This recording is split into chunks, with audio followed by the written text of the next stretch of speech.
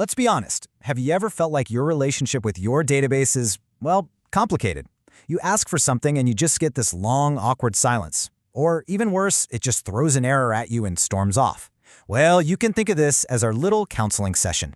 We're going to go through this guide and hopefully help you turn that rocky romance into a seriously high-performance partnership. So, how can you even tell if things have gone sour? Are your queries just met with nothing? Crickets? Do you get these totally unexpected errors? Like a partner just storming out of the room for no reason? These aren't just technical glitches, you guys. They are symptoms. Your database is trying to tell you something is really, really wrong. Okay, first up on the agenda is a classic relationship problem. Are you asking for way too much? It's so easy to overwhelm your database, basically giving it a digital food coma. Let's talk about how to lighten that load. Just think about it for a second. If you're going on a picnic, you don't pack up your entire kitchen, right? Your fridge, your oven, the whole deal. So when you ask your database for information, are you being precise? Or are you kind of asking it to pack up everything it owns, just in case? This one simple idea is the key to our very first rule. And here's what that looks like in the real world. That select star command, that's you asking the database to bring the whole kitchen. Don't do it. Instead, just be specific. Name the exact columns you actually need. It saves the database from having to fetch and carry all that extra baggage it was never going to use anyway. So, sticking with this theme of not totally overwhelming your partner, just picture a huge task, like a literal mountain of data that you need to move.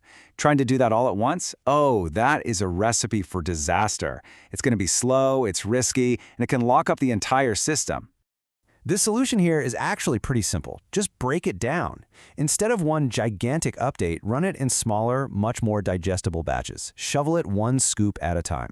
Your database and your network, they will thank you for it. Smaller commits just mean less strain and a much smoother, happier process for everybody.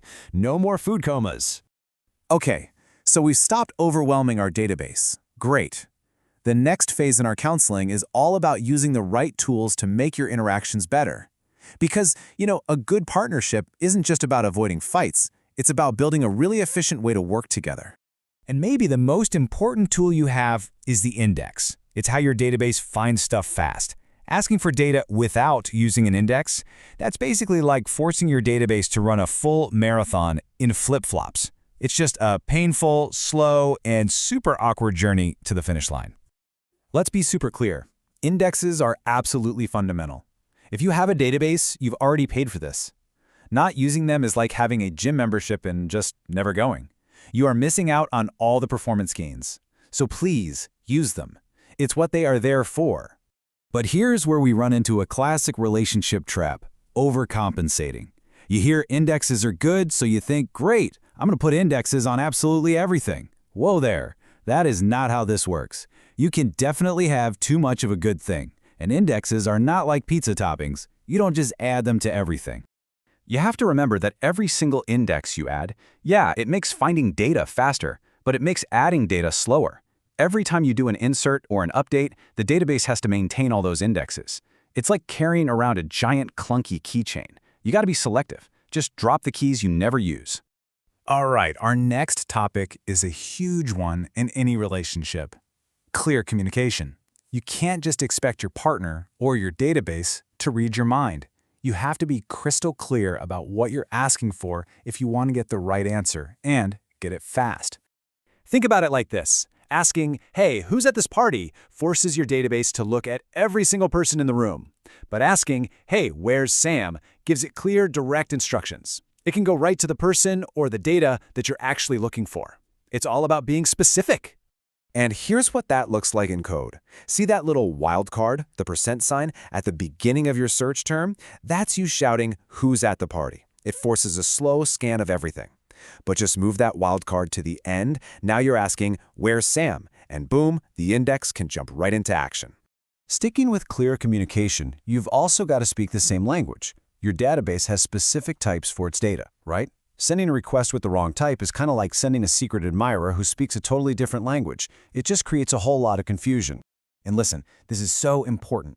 When you mix data types, like sending a number to a column that's expecting text, you can completely shut down the index for that query. The database is forced to convert every single row before it can even check for a match. It's a massive and totally avoidable performance killer. Okay, we're communicating clearly. We're not overwhelming the system. What's next in any long-term relationship? Maintenance. Yep, it's time for a little spring cleaning, because you can't just let junk pile up forever and expect everything to stay perfect. So let's be really honest with ourselves for a minute. Take a look at your main tables. Are they just full of data from years ago that absolutely nobody ever looks at anymore? Because if they are, you might be a data hoarder. I mean, just look at this. When your database has to navigate a room this cluttered just to find one piece of information, everything grinds to a halt. Queries, backups, maintenance, it all gets so much harder. Your database really needs some room to breathe. So the solution is pretty straightforward. Clean out that closet. Move that old, rarely used data to a separate archive table. This is what keeps your main day-to-day cables lean, mean, and lightning fast. And finally, no relationship exists in a vacuum, right? A healthy partnership needs a really strong support system. So we need to talk about the external practices and the tools that protect your database and keep it running smoothly, especially when things get a little stressful. We've all been on a bad date. You know the one. And just like you wouldn't let it drag on and ruin your whole night, you shouldn't let one rogue, slow query bring down your entire application. You need boundaries. You need an exit strategy. So here's a quick look at that support system. Caching? That gives your database a break from answering the same questions over and over again. Timeouts? That's your escape plan for that bad date. Separating your reads and writes helps prevent chaos. Think of it as writing in a private diary versus reading a public gossip mag. And finally, monitor everything, because turning your back for even a second is just inviting disaster. And that's a wrap on our counseling session. We've learned how to listen better, how to communicate more clearly, and how to build a really supportive environment for our database. So the only question left is, after hearing all this, what's the very first thing you're going to say to your database tomorrow to start making that relationship better?